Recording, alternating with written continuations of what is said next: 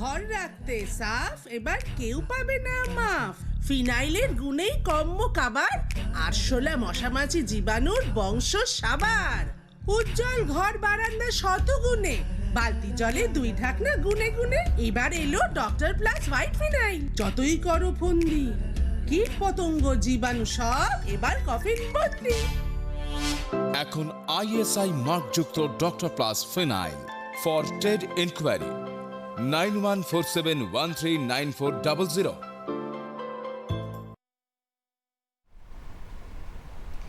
নমস্কার, ডক্টরস প্যানেলে আপনাদের সবাইকে স্বাগত জানাই। অনুষ্ঠান যখন ডক্টরস প্যানেল, তখন অবশ্যই নানান রকম শারীরিক অসুস্থতা নিয়ে আমরা আলোচনা করে থাকি এবং আপনাদের নানান রকম শারীরিক অসুস্থতায় কী করণীয় সে সম্পর্কেও বলে থাকি, কি কি করবেন কি কি করবেন না সে সম্পর্কেও ধারণা দিই আপনাদেরকে। আজকেই ডক্টরস প্যানেলে আমরা কিন্তু যে বিষয়টি নিয়ে কথা বলবো, গত সপ্তাহেও আমরা সেই বিষয়টি নিয়েই কথা বলেছিলাম, অর্থাৎ আর্থারাইটিস। কারণ এই যে টার্মটা আমরা সকলেই এর সঙ্গে কিন্তু পরিচিত।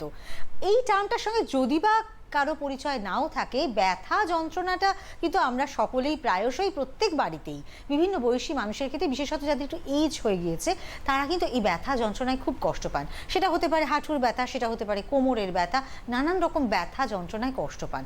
তো এই ব্যথা যন্ত্রণার কারণ আর্থারাইটিস, এবং এই আর্থারাইটিস নিয়েই আজকে আমাদের আলোচনা করবার জন্য স্টুডিওতে রয়েছেন হোমিওপ্যাথিক চিকিৎসক ডক্টর অলকানন্দী। তোমাকে স্বাগত জানাই। তো আগের দিন আমরা আর্থারাইটিস নিয়ে কথা বলেছিলাম, আজও আর্থারাইটিসের আরও এক প্রকারভেদ, অর্থাৎ অ্যাঙ্কাইলোজিং স্পন্ডিলোসিস নিয়ে আমরা কথা বলবো। এটি কী ধরনের সমস্যা সে সম্পর্কে অবশ্যই শুনবো। তার আগে দর্শক বন্ধুদের বলি, আপনারা যারা আমাদের এই অনুষ্ঠান দেখছেন, যারা এই ব্যথা যন্ত্রণায় খুব কষ্ট পাচ্ছেন, তারা কিভাবে হোমিওপ্যাথির মাধ্যমে এই অসুখগুলো থেকে ভালো থাকতে পারেন সেটা জানতে অবশ্যই আমাদের টেলিভিশন স্ক্রিনে দেওয়া টেলিফোন নাম্বারে ফোন করতে পারেন। আমাদের সাথে হোয়াটসঅ্যাপ ভিডিও কলিংও করতে পারেন। নাম্বারটা আমি বলে দিই, 9051112531। আর একবার বলি, 9051112531। এই নাম্বারে আপনারা হোয়াটসঅ্যাপ ভিডিও কলিং করতে পারেন এবং এমনিও আমাদের সাথে কল করতে পারেন, কথা বলতে পারেন। তাহলে চলুন শুরু করা যাক আমাদের আজকের আলোচনা। তো দেখো, এর আগের দিন তো আমরা আর্থারাইটিস নিয়ে কথা বলছিলাম, আজকে ভাবলাম যে এই বিষয়টা নিয়ে যদি কথা বলা যায়, অর্থাৎ অ্যাঙ্কাইলোজিং স্পন্ডিলোসিস। তো এটা কি আর্থারাইটিসেরই একটা প্রকারভেদ? অবশ্যই। আর্থারাইটিসটা একটা ওয়ার্ল্ড ওয়াইড কিন্তু একটা সমস্যা, অনেক বড় রকম সমস্যার সম্মুখীন মানুষ। কারণ যে কোনো অসুখ হোক, মানুষের শারীরিক অসুস্থতা থাকুক, সে রুজি রোজগারটা তাও চালাতে পারে কোনোভাবে, অনেক কষ্ট নিয়ে ট্রিটমেন্টের আন্ডারে থেকে। কিন্তু যখনই দেখা যাচ্ছে এরকম একটা আর্থারাইটিসের শিকার, যেখানে নাম আসছে অ্যানকাইলোজিং আর্থারাইটিস, সেক্ষেত্রে মানুষ অনেক বড় সমস্যার সম্মুখীন হন, এমনকি মানুষ কাজ ছেড়ে দিতে বাধ্য হন। এরকম একটা সিচুয়েশন ক্রিয়েট করে। তবে অবশ্যই সেটা সঙ্গে সঙ্গে নয়, কারণ মানুষ প্রথম দিকে বুঝতে পারেন না। যখন বুঝতে পারেন তখন অনেকটাই ডেভেলপ করে গেছে। যখন নানা রকম শারীরিক সমস্যার সাথে বুঝতে পারছেন তিনি নর্মাল মুভমেন্ট করতে পারছেন না, সুতরাং তার দৈনন্দিন জীবন কিন্তু একেবারে ব্যাহত। এটাই কিন্তু অ্যাঙ্কাইলোজিং স্পন্ডিলাইটিস। আর্থারাইটিস যদি আমরা বলি, আর্থারাইটিস ব্রডলি দুভাগে আমরা ভাগ করতে পারি একে, ইনফ্ল্যামেটরি, নন ইনফ্ল্যামেটরি। ইনফ্ল্যামেটরি আর্থারাইটিস যেটা রয়েছে তার আন্ডারেই কিন্তু আসছে অ্যানকাইলোজিং আর্থারাইটিস। আচ্ছা, এবং এই যে আর্থারাইটিসটা রয়েছে, একটা ফোন আছে, একটু নিন। হ্যাঁ নিশ্চয়ই। হ্যালো। হ্যাঁ ম্যাডাম।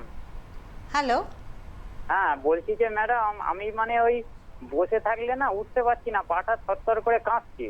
আমরা ফ্লোরে কিন্তু কোনো আওয়াজ পাচ্ছি না। হ্যাঁ হ্যাঁ, বলছি আমি মানে বসে থাকলে না উঠতে পারছি না, আর পাটা থরথর করে তখন কাঁপছে। আচ্ছা আচ্ছা। হ্যাঁ, আর হাঁটতে পারছি না আর কি। আপনার বয়স কত? আমার বয়স 27 বছর। 27, 27? 27 ইয়ার্স। আর আপনি নিশ্চয়ই কোনো কিছু কাজকর্ম করেন?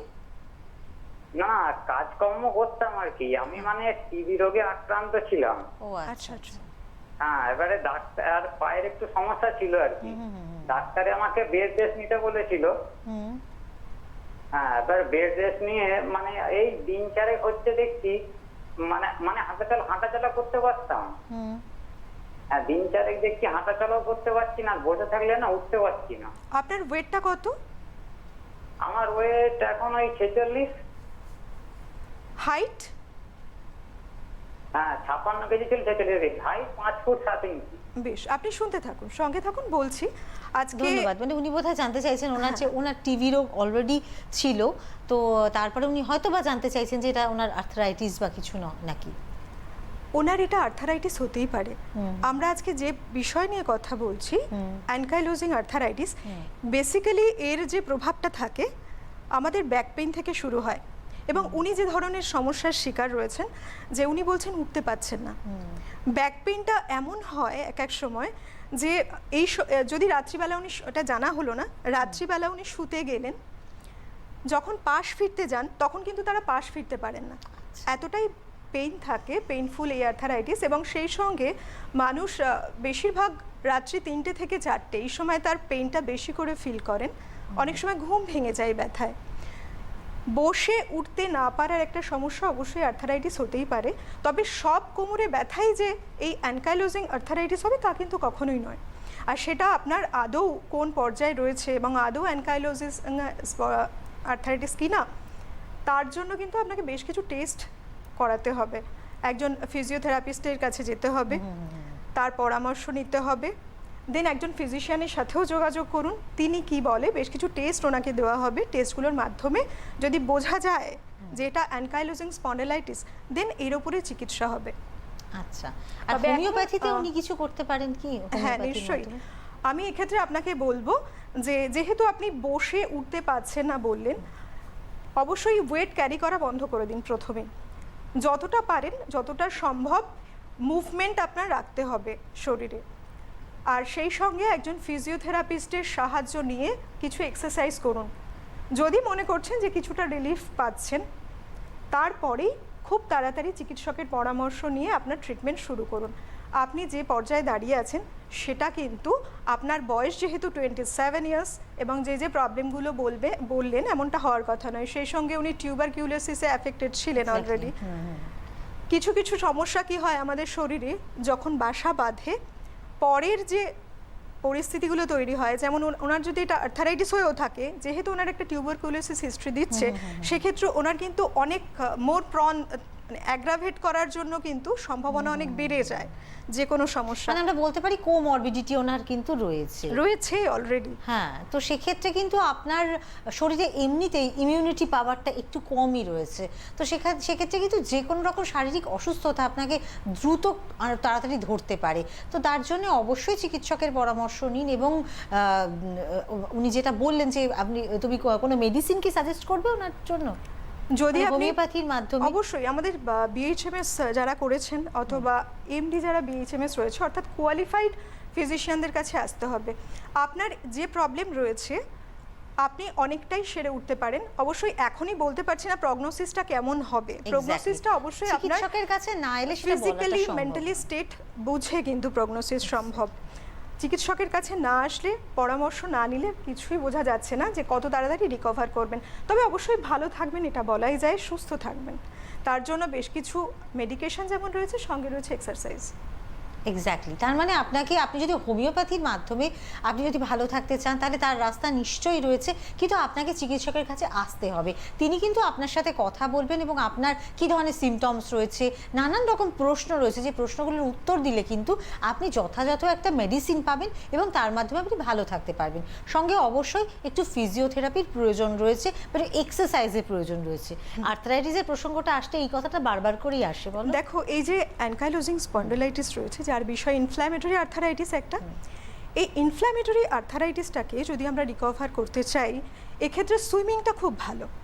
এক্সারসাইজ রয়েছে, সেই সঙ্গে অবশ্যই পরামর্শ নিয়ে এক্সারসাইজ করতে হবে। এমন কিছু এক্সারসাইজ করবেন না যাতে, অনেক সময় আমরা কি করি ইউটিউব দেখে, টিভি দেখে, কিছু মানুষের পরামর্শ নিয়ে, হয়তো তিনি অতটা অভিজ্ঞতা সম্পন্ন নন, ভালোর জন্যই বলেছেন, কিন্তু প্রবলেমটা অনেক বেড়ে গেল।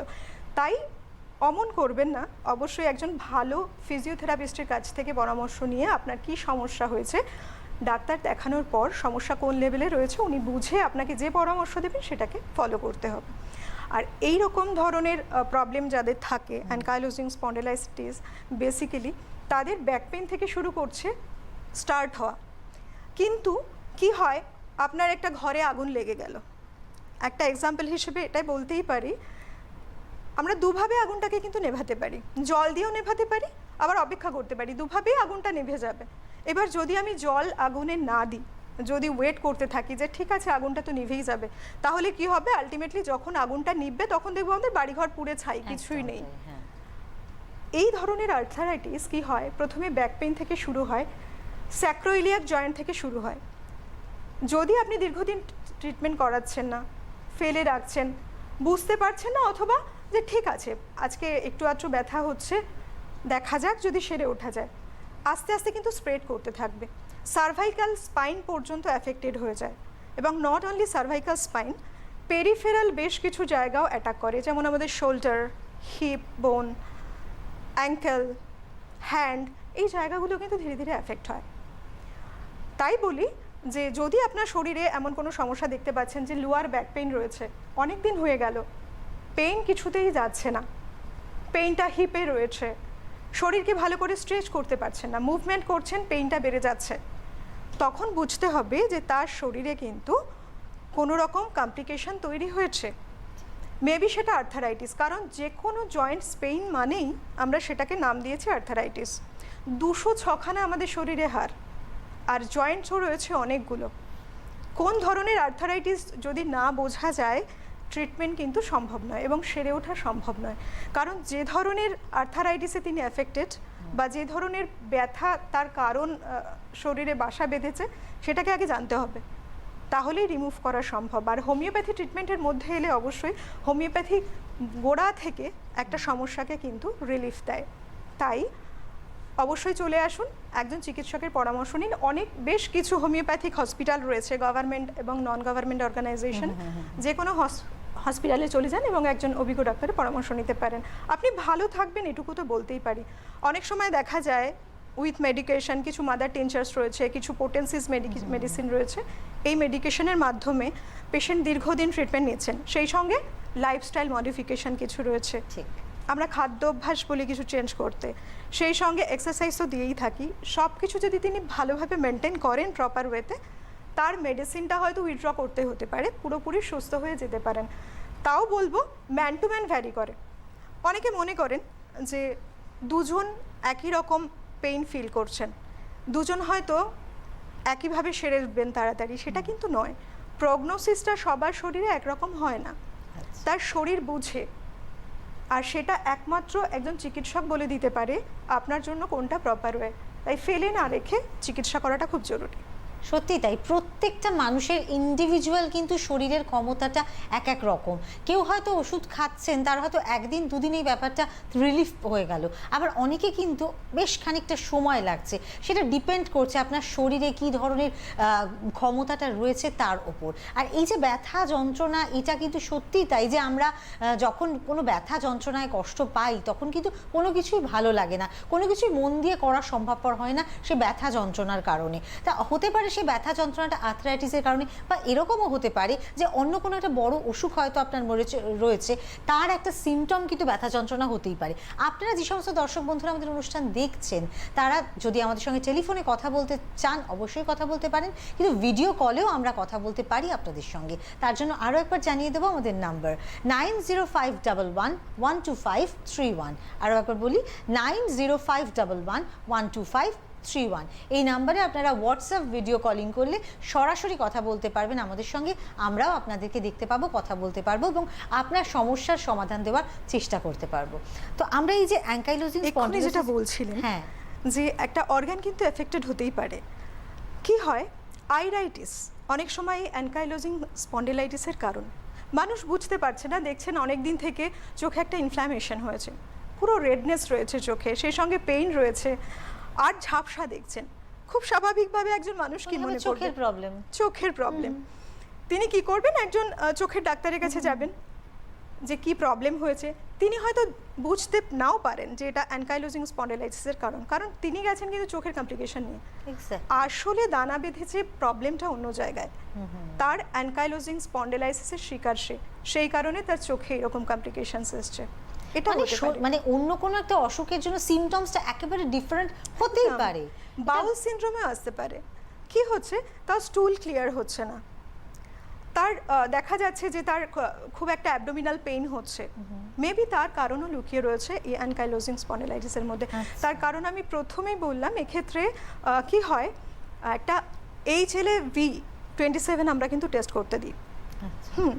যদি বুঝতে পারি যে হ্যাঁ এই টেস্টটা পজিটিভ রিপোর্ট আসছে, তার সাথে বেশ কিছু ব্লাড টেস্ট থাকে, CCP থাকছে একটা টোটাল ব্লাড কাউন্ট করতে দিয়ে থাকি, ESR রেটটা দেখে নিই, সব কিছু দেখে এবং প্রপার একজন ফিজিশিয়ানের পরামর্শ নিয়ে তার কাছে রিপোর্টগুলো সাবমিট করে যখন আমরা বুঝতে পারি তার কিছু কোয়ারিজের মাধ্যমে যে এই প্রবলেমটা গ্রো করেছে, তখন ক্লিয়ার হয় যে আদতে প্রবলেমটা কিন্তু তার চোখের প্রবলেম ছিল না, অ্যানকাইলোজিং স্পন্ডিলাইসিস আগে হয়েছে, তারপরে তার চোখে সেই কারণেই প্রবলেমটা ক্রিয়েট হয়েছে। অ্যাকচুয়ালি কোনো সমস্যা যদি শরীরে আপনার দানা বাঁধে, তার কিন্তু একটা প্রপার ইনভেস্টিগেশন হওয়াটা ভীষণভাবে দরকার, কারণ কোথায় যে সমস্যার জটটা লুকিয়ে রয়েছে সেটা বোঝবার জন্য সেই প্রপার ইনভেস্টিগেশন হওয়া খুব দরকার। এবং সবচাইতে দরকার যেটা, সেটা হচ্ছে আমাদের সচেতন হওয়া। আমরা অনেক সময় অনেক কিছু ইগনোর করে থাকি, আমরা একেবারেই পাত্তা দিই না। ব্যথা যন্ত্রণা হচ্ছে, অনেকেই কিন্তু পাত্তাই দেন না সেটা, আর এই ইগনোরের কারণেই কিন্তু একটা সমস্যা শরীরে বাসা বাঁধে, খুব সহজে বেশি বেড়ে যায়, তাতে অনেক বেশি বেড়ে যায়। এই যে আমাদের অ্যানকাইলোজিং স্পন্ডিলাইটিস যখন নিয়ে কথা হচ্ছে, বাম্বু স্পাইন, এটাকে কিন্তু অ্যাভয়েড করতে পারি না। দেখো এখন বর্তমান সমাজে মানুষ অনেক বেশি সচেতন, হয়তো কারোর ওরকম একটা কমপ্লিকেশনস ছিল, কোমরে ব্যথা ছিল, দীর্ঘদিন তিনি কষ্ট পাচ্ছিলেন, ব্যথাটা রাতে বাড়ছিল, তিনি ভালো করে মুভ করতে পারছিলেন না। অ্যানকাইলোজিং স্পন্ডিলাইসিসে কি হয়, ধীরে ধীরে দেখা যায় একটা সময় যদি চিকিৎসা না করান তিনি, বডিটা কার্ভ হয়ে যায়, স্পাইনটা পুরো কার্ভ হয়ে যায়। আচ্ছা, এই যে অ্যানকাইলোজিং আমরা বলছি, স্পন্ডিলাইসিস, মানুষের ঝুঁকে পড়ছে, স্পন্ডিলাইসিস একদম তাই। স্পন্ডিলাইসিস মানেটা আমরা কি বলছি, ইনফ্ল্যামেশন, একটা স্পাইনাল ইনফ্ল্যামেশন, অথবা ভার্টিব্রা, যে আমাদের যে ব্যাকবোনটা আমরা বলি, ভার্টিব্রা ছোট ছোট খণ্ডে অনেকগুলো বিভক্ত। তো কি হচ্ছে, এখানে ইনফ্ল্যামেশন হচ্ছে, সোয়েলিং হচ্ছে, পেইন হচ্ছে। আর সেই কিছুক্ষণ আগেই বোধহয় তার ছবিটা দেখছিলাম। আর অ্যানকাইলোজিং যেটা ফিউশন, কি হচ্ছে, একটা সময় এসে বোনগুলো একটার সাথে আর একটা জুড়ে যাচ্ছে, তো খুব স্বাভাবিকভাবে তখন কিন্তু বডি মুভমেন্ট করতে পারছে না, মানুষটা সামনে ঝুঁকতে পারছে না, বডিটা আর্চ করতে পারছে না, এবং একটা সময় যখন সার্ভাইকাল স্পাইন পর্যন্ত চলে আসে সমস্যা, তখন তিনি মাথা যে ঘুরিয়ে কথা বলবেন, এতটুকু পর্যন্ত তার অবস্থা থাকে না যে তিনি নর্মাল লাইফ লিড করবেন, একটা মানুষের সঙ্গে নর্মালি কথা বলবেন, মাথাটা ঘোরাবেন, এতটুকু। হ্যাঁ, অনেক মানুষকে চলতে ফিরতে এরকম ভাবে দেখা যায়, তার একটু স্টিফ হয়ে থাকছেন, তার ভেতরে যে এরকম সমস্যা একটা থাকছে, অনেকেই দেখা যায় কিন্তু চলতে ফিরতে একটু স্টিফ ভাবে চলাফেরা করছেন, স্টিফ ভাবে চলাফেরা করছেন, এবং সিচুয়েশনটা যদি এরকম আসে, তখন আমরা এটাকে বলছি বাম্বু স্পাইন। মানে ঠিক যেরকম বাঁশ একদম শক্ত হয়ে লম্বা হয়ে থাকে এবং সেটা ভীষণ স্টিফ, সেই স্টিফনেসটা আমাদের জয়েন্টসে তৈরি হয়, স্পাইনাল রিজিয়নে। আচ্ছা, আরেকটা হচ্ছে যেটা ঝুঁকে পড়ে, যেটা অনেক সময় আছে না, বয়স হলে দেখা যায় একটু ঝুঁকে পড়ে, তারা সোজা হয়ে দাঁড়াতে পারে না, তো সেটাও কি কোনো আর্থারাইটিসের কারণেই হয়? অবশ্যই আর্থারাইটিসের কারণ হয়। ইনফ্যাক্ট অ্যানকাইলোজিং স্পন্ডিলাইটিসে আমরা এরকম ঝুঁকে পড়াটা ভীষণভাবে চোখে পড়ে, মানুষের মধ্যে দেখতে পাই। আর মানুষ এখন সতর্ক হয়ে যাওয়াতে ওই পর্যায়টা আমরা আজকাল কমই দেখতে পাই, যে তার একদম বাম্বু স্পাইন হয়ে গেছে, খুব রেয়ার কেসে আমরা দেখতে পাই, ভীষণ নেগলেক্টেড একটা কেস। ঠিক আছে, চলো ঠিক আছে, চলছি, বুঝতে পারলেন না, দিনে দিনে ইনফ্ল্যামেশনটা এই যে আমরা ছবিটা দেখছি, সোজা হয়ে কিন্তু দাঁড়াতে পারছে না, একটুখানি একটু ঝুঁকে, মানে তার শারীরিক কোনো কারণেই সে সোজা হয়ে থাকতে পারছে না। এই যে মানুষটা ঝুঁকে আছেন একটু, তার মানে তার মধ্যে বোঝা যাচ্ছেন তিনি যে স্টেপ ফেলবেন, একটা কষ্ট আছে শরীরে। একটা নর্মাল মানুষ নর্মাল স্টেটে দাঁড়িয়ে, অ্যাবনর্মাল স্টেটে দাঁড়িয়ে, দুটো কিন্তু বোঝা যায়। এবং যখনই একটা অ্যাবনর্মাল স্টেট হবে, তার পারিপার্শ্বিক যারা থাকে তাদের যেমন একটা অ্যাওয়ারনেস দরকার যে তোমার কিন্তু এই প্রবলেমটা ডাক্তারের কাছে যাওয়া উচিত এবার, আর তার নিজেরও সতর্কতা নেওয়া উচিত। কারণ এই সিচুয়েশনে থাকতে থাকতে জানো কি, অনেক সময় ক্যান্সারি কন্ডিশনে পর্যন্ত চলে যায়। কারণ আমাদের যে স্পাইনাল কর্ড, এখান থেকে কিন্তু অনেক জোড়া নার্ভ বেরিয়েছে, যে নার্ভ আমাদের টোটাল একটা বডি ফাংশনকে মেনটেন করছে। তাই খুব স্বাভাবিকভাবে নানা রকম কমপ্লিকেশন ক্রিয়েট হতে হতে মানুষ সিএর পর্যায়ে চলে যান। সতর্কতা নেওয়া ভীষণ প্রয়োজন। দেখা যাচ্ছে শুরু হচ্ছে তো একদম বেসিক লেভেল থেকে, সেক্ষেত্রে আমরা এক্সরে দিতে পারি, কেউ এমআরআই করতে দেন, ব্লাড টেস্ট, বা ধরুন এই HLA-V27 টেস্টের পাশাপাশি। তবে অনেক সময় এটাও ঠিক, এক্সরে বা এমআরআইতে ধরা নাও পড়তে পারে, সেক্ষেত্রে অন্যান্য টেস্টগুলো মানুষকে সাহায্য করবে বোঝার জন্য। কোনো যে ফিজিশিয়ান থাকবে তাকে গাইড করবে যে আদতে মানুষটা কোন স্টেটে রয়েছেন। ঠিক। আচ্ছা, এই যে অ্যাঙ্কাইলোজিং স্পন্ডিলোসিসের কথা আমরা বলছি, তো এগুলো কি একটু হেরিডিটারি, এই ধরনের সমস্যাগুলো, বা ধরো আর্থারাইটিস, এটা কি হেরিডিটারি হয়? কিছু হেরিডিটারি, কিন্তু সবগুলো হেরিডিটারি নয়। অ্যানকাইলোজিংটা কিছুটা অর্থে কিন্তু জেনেটিক একটা ফ্যাক্টর রয়েছে, কারণ এরা একটা জিনের মাধ্যমে বহন হচ্ছে। HLA-V27 যেটা আমরা টেস্ট করতে দিই, এটা একটা জেনেটিক কজ, আমরা দেখে নিই।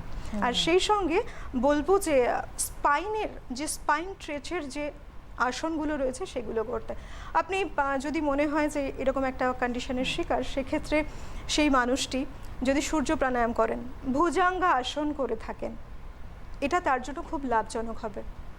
আর সেই সঙ্গে অবশ্যই বলবো হোমিওপ্যাথিক মেডিকেশন, কারণ হোমিওপ্যাথিক মেডিকেশন সমূলে তুলে দেয় রোগটাকে, যে আসলে তার কোথায় দানা বেঁধেছে সমস্যা। এবং এমন একটা ট্রিটমেন্ট প্রসিডিওর যেখানে কিন্তু কোনো সাইড এফেক্ট থাকে না, তাই না?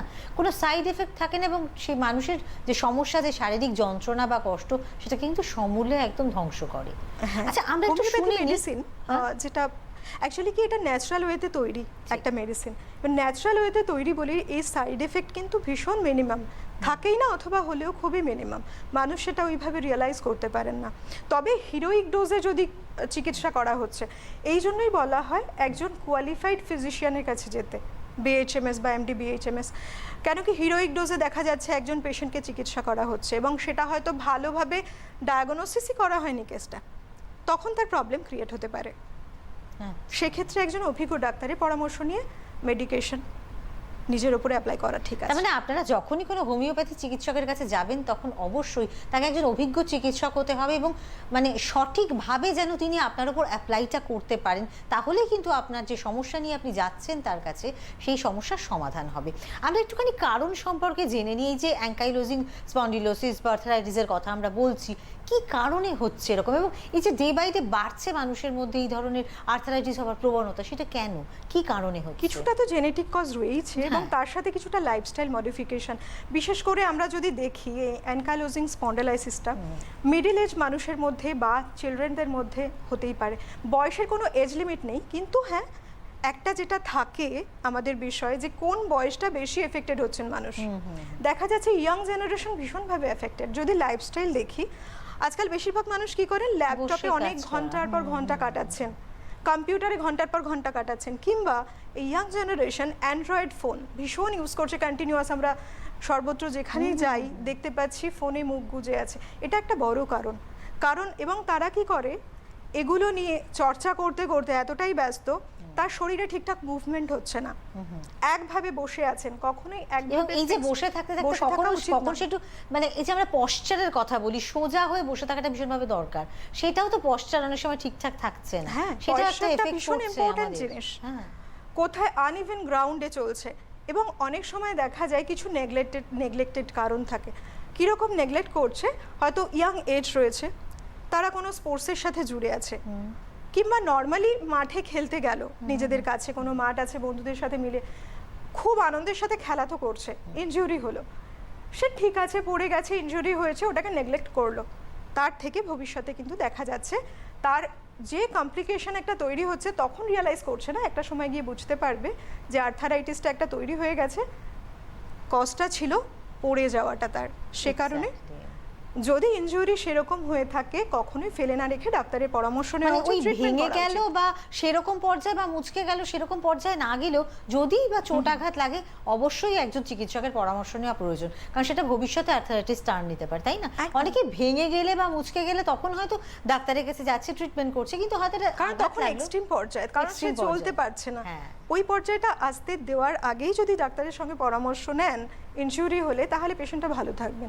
ইনজুরি একটা খুব বড় কজ আর্থারাইটিসের, মানুষ সেটা নেগলেক্ট করে যান, বুঝতে না পেরেই নেগলেক্ট করেন। এই কারণেই কিন্তু 12ই অক্টোবর প্রতি বছর আর্থারাইটিসের সম্পর্কে অ্যাওয়ারনেস ডে পালন হচ্ছে, মানুষকে অ্যাওয়ার করানোর জন্য। আচ্ছা, এই যে মানে আমরা বলছি আর্থারাইটিসের কথা, হোমিওপ্যাথির মাধ্যমে কি করে চিকিৎসা করা সম্ভবপর হচ্ছে? হোমিওপ্যাথির মাধ্যমে দেখো, হোমিওপ্যাথি এমন একটা জায়গা, এখন অনেক অ্যাডভান্স মেডিসিন। যখন মানুষ আমাদের কাছে আসবেন তার কমপ্লিকেশনগুলো নিয়ে, তার একটা টোটালি দেখতে হবে যে আসলে কারণটা কি, তার যে বর্তমানে সিচুয়েশন দাঁড়িয়ে আছে, কেস টেকিং করলে বুঝতে পারবো আমরা তার সমস্যাটা কোথায়। বেশ কিছু মেডিকেশন রয়েছে আমাদের হোমিওপ্যাথিতে, তার মাধ্যমে কিন্তু পেশেন্টটা ভালো থাকতে পারেন। তার সঙ্গে অবশ্যই যেহেতু বিষয়টা আর্থারাইটিস, জয়েন্ট মুভমেন্ট একটা ইম্পর্ট্যান্ট ফ্যাক্ট, কিছু যোগা দেওয়া হয়, সেটাও কিন্তু প্রত্যেকটি হোমিওপ্যাথি মেডিকেল হসপিটালগুলো যেগুলো রয়েছে সেই হসপিটালে একজন চিকিৎসক থাকেন যে আপনাকে ফিজিওথেরাপির বেশ কিছু পয়সা দেখিয়ে দেন, যোগার পয়সা দেখিয়ে দেন, সেটাও কাজ করে। সুতরাং একদম একদিকে যেমন দেখছি আমরা মেডিসিন কাজ করছে, আর একদিকে দেখছি তার যে ফিজিওথেরাপির চিকিৎসা অর্থাৎ বেশ কিছু এক্সারসাইজ, দুটো মিলে একসাথে কাজ করে মানুষটাকে ভালো করে তুলতে পারি। সেই সঙ্গে আমরা কিছু অ্যাডভাইস দিয়ে থাকি নর্মালি, যে তার কিভাবে লাইফ লিড করা উচিত, কি খাবারগুলো খাওয়া উচিত। খাদ্য অভ্যাস একটা বড় ফ্যাক্টর মানুষের বিভিন্ন রোগ ব্যাধির ক্ষেত্রে, নর্মাল লাইফের ক্ষেত্রে। তো আমরা এইভাবে ট্রিটমেন্টটা করে থাকি। মেডিসিন অনেকগুলো রয়েছে নানা রকম ব্যথার জন্য। আর নাক্স ভূমিকা খুব ভালো কাজ করে। অনেকে শুনে হয়তো ওপার থেকে ভাবতেই পারেন যে এটা তো খুব কমন একটা নাম, গ্যাসের জন্য আমরা খেয়ে থাকি, কিন্তু বিষয়টা তা নয়। আরও অনেক ভালো কাজ করে অ্যানকাইলোজিং স্পন্ডিলাইসিসের ক্ষেত্রে। তার সঙ্গে ন্যাট্রামিও রয়েছে, খুব ভালো কাজ করে। রয়েছে রাস্টাক্স, যে একটা মানুষ কি দেখছেন সকালে ঘুম থেকে উঠেছেন, তার জয়েন্ট স্টিফ হয়ে রয়েছে, পা ফেলতে পারছেন না, বিছানায় প্রায় 30 মিনিট ধরে কন্টিনিউ বসে আছেন, এবং যখন একটু নাড়াচাড়া করছেন, কিছু সময় চলে গেল, তখন তিনি কি করছেন, তার স্টিফনেসটা কাটিয়ে মুভ করতে পারছেন। এটা অবশ্যই একটা সিমটম অ্যানকাইলোজিং স্পন্ডিলাইসিসের। অর্থাৎ তিনি প্রথমে কিন্তু মুভ করতে পারবেন না, সকালবেলা যেমন কষ্ট তার মুভমেন্টে, একটু চলাফেরা করতে করতে আস্তে আস্তে অনেকটা ইজি, অনেকটা রিল্যাক্স ফিল করবেন তিনি। এরকম যদি হয়ে থাকে, দেরি আর নয়, চলে আসুন, চিকিৎসকের পরামর্শ মেনে ট্রিটমেন্ট করুন, ভালো থাকবেন। আমরা কিন্তু আজকে আর্থারাইটিসের কথা শুনছি, এবং আর্থারাইটিস এমন একটি সমস্যা, প্রায় ঘরে ঘরে সকলের এই সমস্যায় কষ্ট পেয়ে থাকেন, হয়তো মা কাকিমারা, বা এখন তো মিডল এইজে অনেক সময় ব্যথা যন্ত্রণা নিয়ে অনেকেই কষ্ট পান। তো আমাদের অসচেতনতার জন্যই কিন্তু এই ধরনের সমস্যাগুলো আস্তে আস্তে বাড়তে থাকে, এবং সেই সমস্যাটা গিয়ে একদম যখন হয়তো এই মধ্যবয়সী মানুষেরা যখন একটু বেশি বয়সে গিয়ে পৌঁছবেন, তখন আর বোধহয় সেটা আরও কষ্টকর পর্যায়ে গিয়ে পৌঁছবে।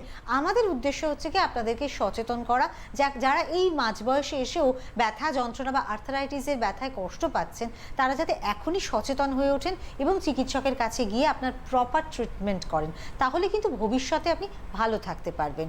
আর আজকে আমাদের সঙ্গে হোমিওপ্যাথি নিয়ে, এই যে আর্থারাইটিস হোমিওপ্যাথির মাধ্যমে কিভাবে নিরাময় সম্ভব তা জানাবার জন্য ডক্টর অলকা নন্দী কিন্তু রয়েছেন। তিনি কিন্তু আলোচনা করছেন বিস্তারিতভাবে যে কিভাবে হোমিওপ্যাথির মাধ্যমে আমরা আর্থারাইটিসের এই ব্যথা যন্ত্রণা থেকে ভালো থাকতে পারি। আপনারাও আসতে পারেন, আমাদের সঙ্গে ভিডিও কলে কথা বলতে পারেন। নাম্বারটা আমি বলে দিচ্ছি, 9051112531। আরও একবার বলি, 9051112531। আপনারা সরাসরি ভিডিও কলিং করতে পারেন আমাদের, নাহলে এমনিতেও আপনারা কল করতে পারেন, আপনাদের সমস্যার কথা আমাদের জানাতে পারেন। আমরা অ্যাঙ্কাইলোজিং স্পন্ডিলোসিসের কথায় ছিলাম, এবার আমরা একটু লাম্বার স্পন্ডিলোসিস বা আর্থারাইটিসের প্রসঙ্গে যদি একটু শুনি, সেটা কেন হয়, কোথায় হয়, এবং হলে আমাদের কি করণীয়? দেখো, আর্থারাইটিসটা যেহেতু একটা জয়েন্ট ইনফ্ল্যামেশন, এখানে একটা ফোন আছে, একটু থামাচ্ছি, হ্যাঁ, নিশ্চয়ই, ফোনটা নিন। হ্যালো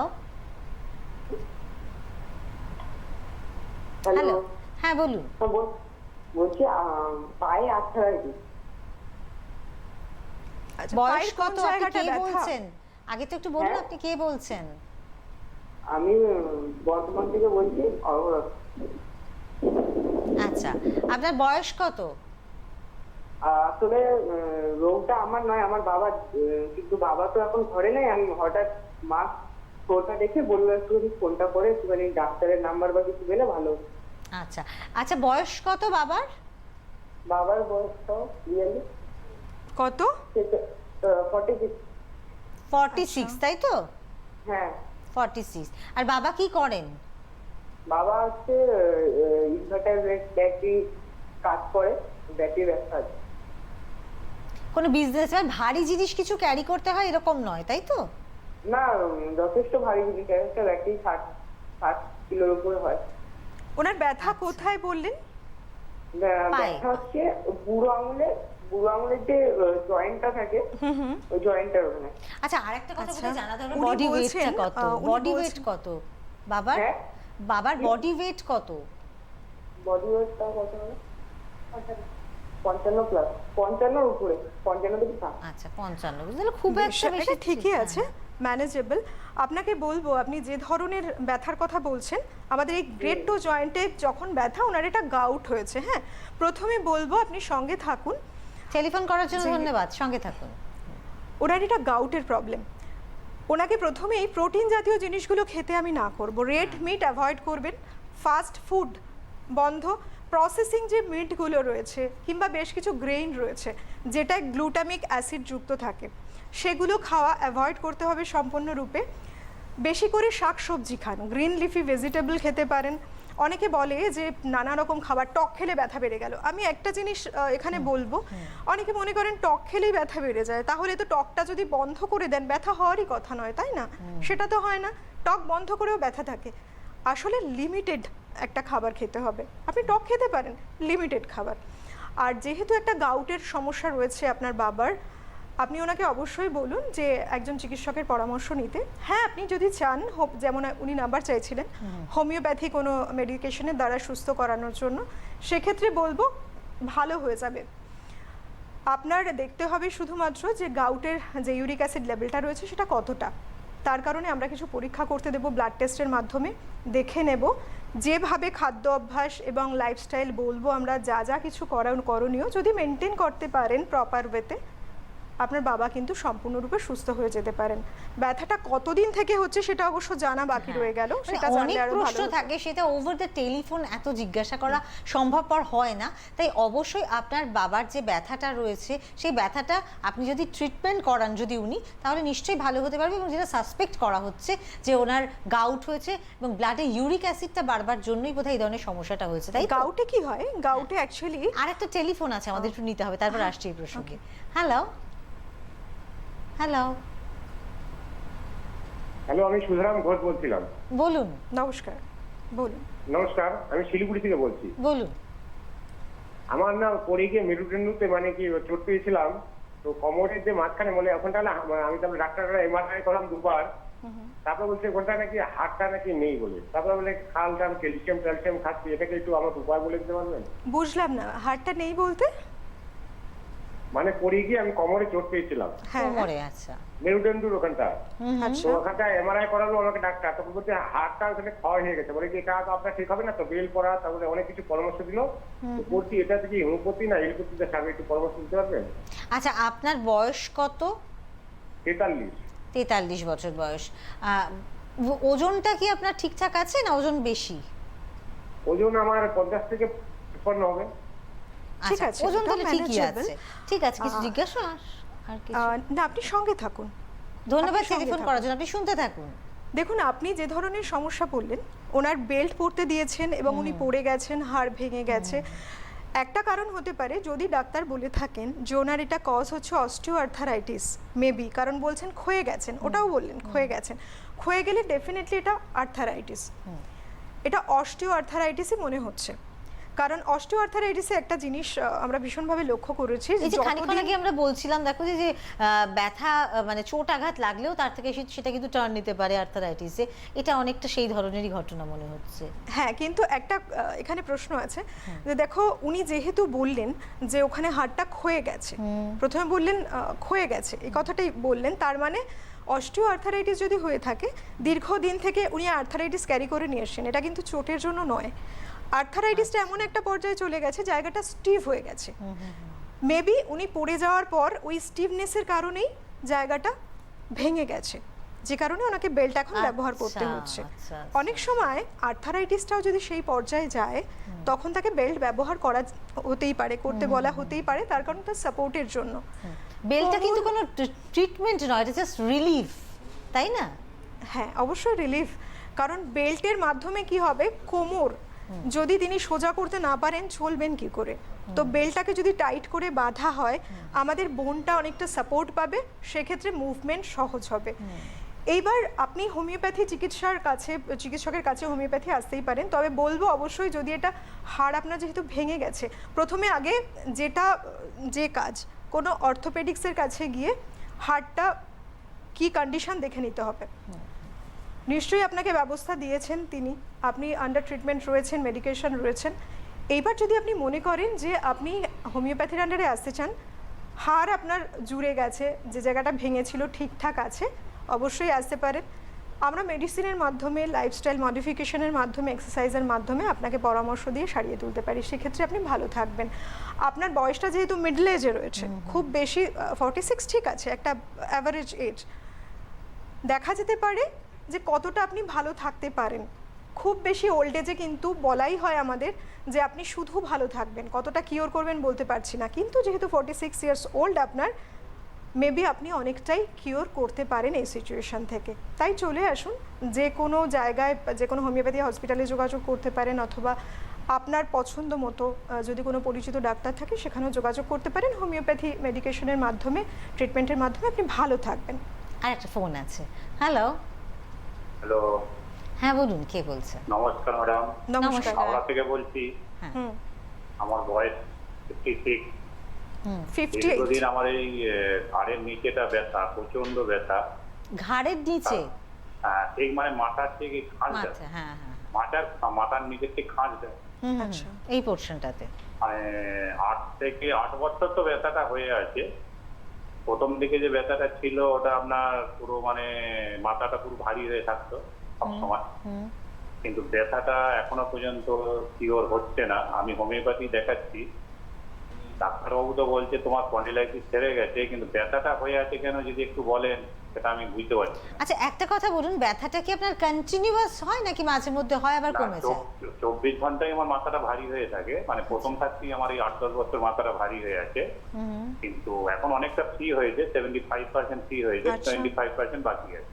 আচ্ছা, বেশ। আপনি হোমিওপ্যাথি চিকিৎসার মধ্যে রয়েছেন, তাই তো? হ্যাঁ, আমি হোমিওপ্যাথি চিকিৎসা করছি, কিন্তু ডাক্তারবাবু আমার ভয় দেখাচ্ছে যে তোমার স্পন্ডিলাইটিস সেরে গেছে, কিন্তু তোমার এই চিকিৎসা কেউ সারাতে পারবে না, বৃত্তের কেউ সারাতে পারবে না। আচ্ছা, আপনি যেটা মানে বললেন, বৃত্তের কেউ সারাতে পারবে না। আমি ভেলোর যাবো বলে ঠিক করেছি, আমি ভেলোর যাবো বা দেখাবো, আমার হোমিওপ্যাথির উপরে বিশ্বাস আছে, কিন্তু আমি মানে ওই ট্রিটমেন্ট করতে চাইছি না এলাকায়। বেশ, আচ্ছা, আপনি মানে হোমিওপ্যাথির সঙ্গেই থাকতে চাইছেন? বারে বারে এই কথাটা বলছে কেন যে তোমার ওই অসুখটা সারবে না, মানে কি বুঝতে পারছি আমি ভয় বেশ। পাচ্ছি। আচ্ছা, আপনাকে কিছু জিজ্ঞাসা? হ্যাঁ হ্যাঁ, আপনি সঙ্গে থাকুন, আমি ধন্যবাদ বলছি। টেলিফোন করার জন্য, আপনি শুনতে থাকুন। দেখুন, আপনি উনি যে প্রশ্নটা করলেন যে কেন বলছেন ডক্টর, ওনার এজ কিন্তু 58 বললেন, তাই তো? 58। আমরা প্রথমেই বলেছি যে কিছু কিছু ফ্যাক্টর রয়েছে, এজ ফ্যাক্টর একটা বিগ ফ্যাক্টর, এবং সেই সঙ্গে যে ডক্টরের আন্ডারে রয়েছেন আপনি, তিনি বেশ কিছু টেস্ট নিশ্চয়ই আপনাকে করাতে দিয়েছে। টেস্টের রিপোর্ট অনুযায়ী উনি হয়তো সেটা বলেছেন বলেই আমার ধারণা আপনি 75% কিওর রয়েছেন। এটা খুব ভালো একটা দিক, পুরোটা সেরে যেতেও পারে। যখন উনি বলেছেন আপনার স্পন্ডিলাইসিস ছিল, সেটা ভালো হয়ে গেছে, তো আপনি ফেইথ রেখে ট্রিটমেন্ট করান, ভালো থাকবেন। 75% ভালো আছেন মানে বাকিটাও যদি উনি আপনাকে অ্যাসিওরেন্স দিয়ে থাকেন ভালো হয়ে যাবে, নিশ্চয়ই ভালো হয়ে যাবেন। ঠিক তো, যে হ্যাঁ, এটা বেশ কিন্তু গুরুত্বপূর্ণ কথা যে যত তাড়াতাড়ি আমরা সমস্যাটাকে ধরতে পারবো তত তাড়াতাড়ি কিন্তু সমাধানের পথে আমরা যেতে পারবো। একদম। কিন্তু যখন সমস্যাটা অলরেডি আপনার হয়তো 4th বা 5th স্টেজে চলে গেছে, সেখানে আর ভালো করার জায়গা কি থাকে? আপনারা যারা নিজেরাই সচেতন তারা কিন্তু নিজেরাই বুঝতে পারবেন যে যত তাড়াতাড়ি সমস্যা আমরা ধরতে পারবো তত তাড়াতাড়ি কিন্তু তার সমাধানটা আমরা সেটা করে আর নিতে একটা পারি। ব্যাপার রয়েছে জানো তো, দেখো স্পন্ডিলাইসিসের যে সমস্যা, নানা রকম ফেজ রয়েছে। দেখতে হবে যে স্পন্ডিলাইসিসটা যে ওনার হয়েছে, শরীরে বাসা বেঁধেছে স্পন্ডিলাইসিস, উনি কতদিন পরে ফিজিশিয়ানের কাছে গেছেন। সেটাই। যদি এটা লং টার্ম হয়ে থাকে, মেডিকেশন আপনার নিচ্ছেন, হোমিওপ্যাথি মেডিসিনের আন্ডারে রয়েছেন, ট্রিটমেন্ট নিচ্ছেন, খুব ভালো, সময় কিন্তু লাগবে তাতে। কারণ যদি আপনার অতটাই মানে বেশি হয়ে থাকে স্পন্ডিলাইসিসটা, সেই পর্যায়ে চলে গেছে, প্লাস সেই সঙ্গে একটা রিস্ক ফ্যাক্টর হিসেবে আপনার এজটা কাজ করছে, 58 ইয়ার্স ওল্ড, তাই বলছি আপনার সময় লাগবে, ধৈর্য হারালে চলবে না, এটা যেমন সত্যি কথা। রিপোর্টগুলো যদি আপনি চান দেখাতে, যদি মনে হয়, সেক্ষেত্রে আমাদের এখানে হোয়াটসঅ্যাপ নাম্বার আছে, সেখানে আপনি যদি মনে করেন মেবি আপনার রিপোর্ট যদি এখানে সেরকম কোনো ব্যবস্থা আপনার থেকে থাকে, আপনি আপনার রিপোর্টগুলো পাঠিয়ে দিতে পারেন। প্রিভিয়াস যে রিপোর্টগুলো আপনি করিয়েছেন, যে কেন আপনাকে ডক্টর বললেন, তার উত্তর তখনই দেওয়া যাবে। কারণ আপনি যার আন্ডারে রয়েছেন, যে চিকিৎসকের আন্ডারে রয়েছেন, তিনি জানে আপনার সমস্যাটা কোথায়, সেই হিসেবে উনি আপনাকে পরামর্শ দিয়েছে। আমি যেহেতু আপনার কিছুই জানি না, রিপোর্ট দেখিনি, আমার পক্ষে বলা সম্ভব নয়। আপনি আগ্রহী থাকলে যোগাযোগ করুন, রিপোর্ট দেখে আপনাকে প্রপার সাজেশন দিয়ে সারিয়ে তোলা যায় কতটা, তখন না হয় আমাদের উপরে দায়িত্ব থাকবে। আর একজন বন্ধু আছেন। হ্যালো। হ্যালো। হ্যাঁ নমস্কার, বলুন কি বলছেন। হ্যাঁ নমস্কার ম্যাডাম, আমি কোচবিহার থেকে বলছি। আচ্ছা নমস্কার। বলুন। আমি কোচবিহার থেকে বলছি, হ্যাঁ। রাজেন্দ্র রবিদাস। হ্যাঁ বলুন বলুন, শুনছি আমরা। আমার তো ঘাড়ে স্পন্ডলাইটিস, হুম। আচ্ছা, মাথার নিচটা ঘাড়ে। কতদিন থেকে? এটা মোটামুটি প্রায় 1 বছর থেকেই চলছে। আচ্ছা, তা আমি অর্থোপেডিককে দেখাইছি, হুম। বেশ। ওষুধপত্র খাইতেছি, কিন্তু ওষুধপত্র খাওয়ার পরে ঠিক থাকি, তারপরে আবার একই সমস্যা হয়ে যাচ্ছে। আচ্ছা, আপনার বয়সটা কত একটু জানতে চাইবো। বয়সটা 49, 49। ওয়েটটা 72। তাহলে তো অনেকটা বেশি। 72। হ্যাঁ। প্রথমত হ্যাঁ, ওয়েটটাকে একটু কন্ট্রোল করতে হবে। ওয়েটটা দেখুন, অনেকটাই বেশি। আমাদের যে ঘাড়ের কথা বলছেন উনি, ঘাড়ে আপনার ব্যথা, স্পন্ডিলাইসিস, কি ডক্টর বলেছেন যে আপনার স্পন্ডিলাইসিস হয়েছে? হ্যাঁ, আমি ওই এক্সরে করেছি। সেখানে ধরা উনি পড়েছে। বলেছেন। হ্যাঁ, এক্সরে রিপোর্টে ধরা পড়েছে। আপনাকে কোনো এক্সারসাইজ দেওয়া হয়েছে? না, এক্সারসাইজ তো দেওয়া হয়নি কোনো। আচ্ছা, ঠিক বেশ, আছে, আপনি শুনতে ধন্যবাদ থাকুন। টেলিফোন করার জন্য, শুনতে থাকুন আপনি। এক্সারসাইজ আচ্ছা, একটা একটা গুরুত্বপূর্ণ ভিডিও কল part। আমরা একটুখানি নিয়ে নিই, তারপরে আসছি ওনার সমস্যার সমাধানে। বেশ। হ্যালো।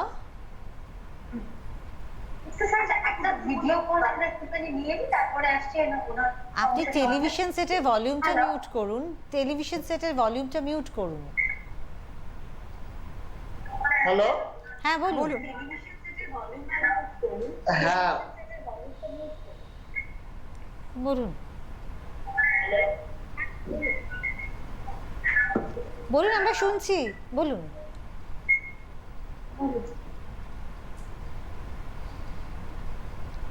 বলুন আপনি কে বলছেন, কোথা থেকে বলছেন? উনি বোধহয় প্রপারলি কানেক্ট করতে পারছেন না, কোনো প্রবলেম হলো। আর যাই হোক, কোনো কারণে আমরা কথা বলতে পারলাম না আপনার সঙ্গে, আরেকবার চেষ্টা করুন, নিশ্চয়ই কথা বলতে পারবো।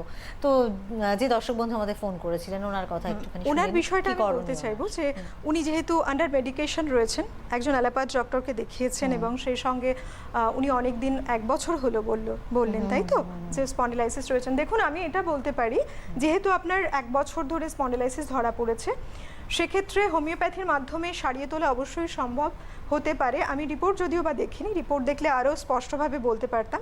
কিছু এক্সারসাইজ এবং সেই সঙ্গে মেডিকেশন, আপনি এবং উনি ভালো বললেন থাকতে যে উনি পারেন। মানে এক্সারসাইজ কিছু দেননি। দেননি, তো কিন্তু exercise important।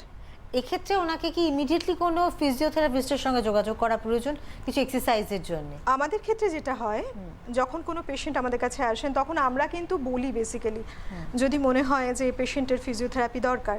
আর স্পন্ডিলাইসিস ওনার হয়েছে, সেক্ষেত্রে উনি বলছেন যেটা, সেক্ষেত্রে অবশ্যই বলবো যে ওনার একজন ফিজিওথেরাপিস্টের প্রয়োজন। সেক্ষেত্রে ওনার ডাক্তারের সাথে উনি কথা বলতে পারেন, কারণ ওনার, দেখুন, একজন ডাক্তারের কাছে যখনই একজন পেশেন্ট আসে, টোটালি কিন্তু তার উপরে ডিপেন্ডেন্ট হয়ে যায় তিনি কি পরামর্শ দিচ্ছেন, এবং সেটাই মেনে চলা উচিত।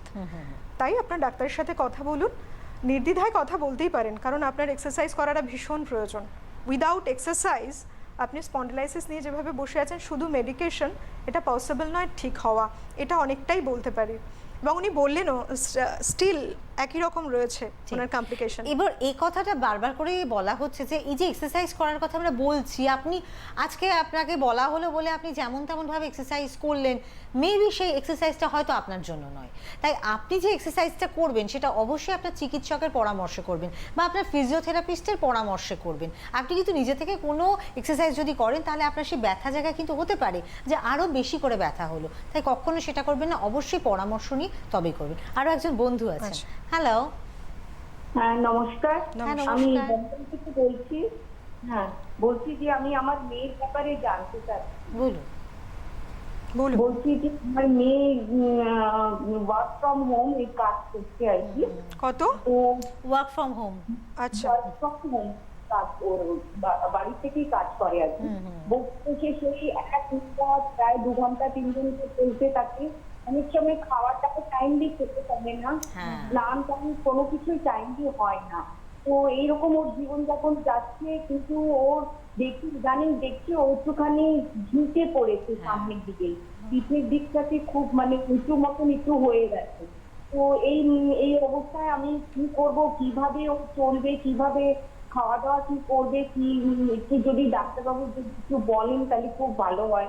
ওনার আচ্ছা, কি ওর বয়স ব্যথা কত? আছে? ওনার ব্যথা আছে? ব্যথা সেরকম নেই, একটু পিঠের দিকে ব্যথা থাকে কোমরে, বসে কোমরে প্রচন্ড ব্যথা হয়। আচ্ছা, ওনার বয়স হ্যাঁ। কত?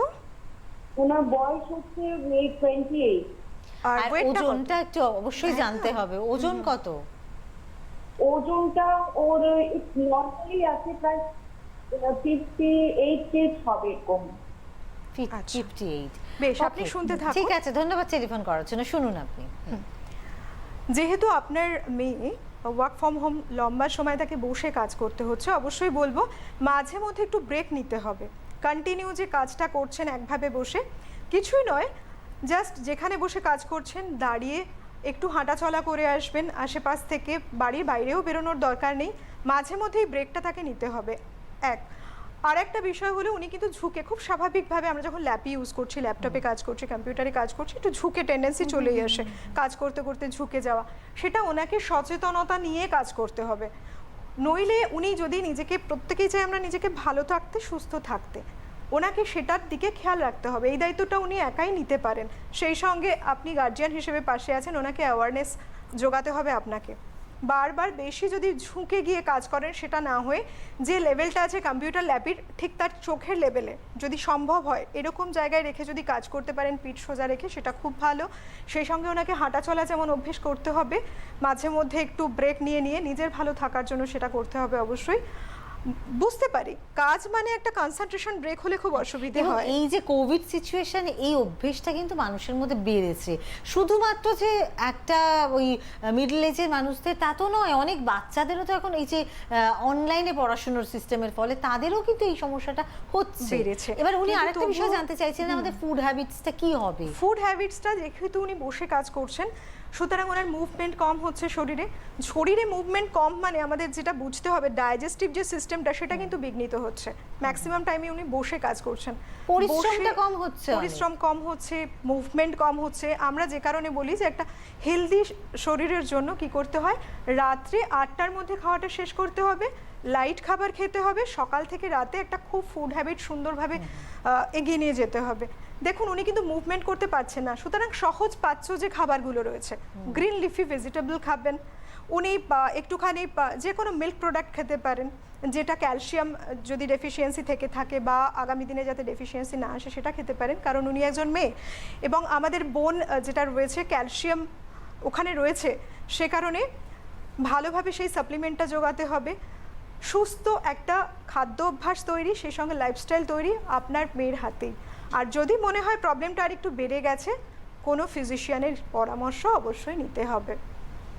চেষ্টা করুন ভালো থাকাই যায়, যেহেতু ওর কমপ্লিকেশন গ্রো করেনি। আর একটা কোমরে ব্যথা বলছিলেন, যদি কোমরে ব্যথাটা এমন হয় যে ইনটলারেবল একটা পেইন রয়েছে, সেক্ষেত্রে বলবো যে আপনি খুব তাড়াতাড়ি ডাক্তারের সঙ্গে যোগাযোগ করবেন।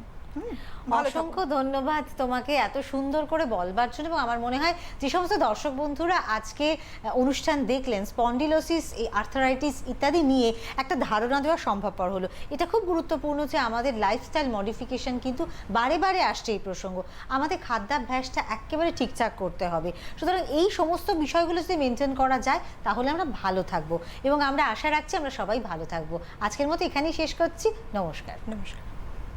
ঘর রাখতে সাফ, এবার কেউ পাবে না মাফ। ফিনাইলের গুণেই কম্ম কাবার, আরশোলা মশামাছি জীবাণুর বংশ সাবার।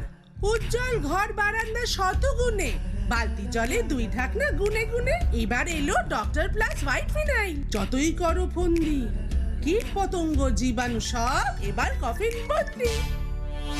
এখন ISI মার্কযুক্ত doctor plus phenyl for trade enquiry 9147139400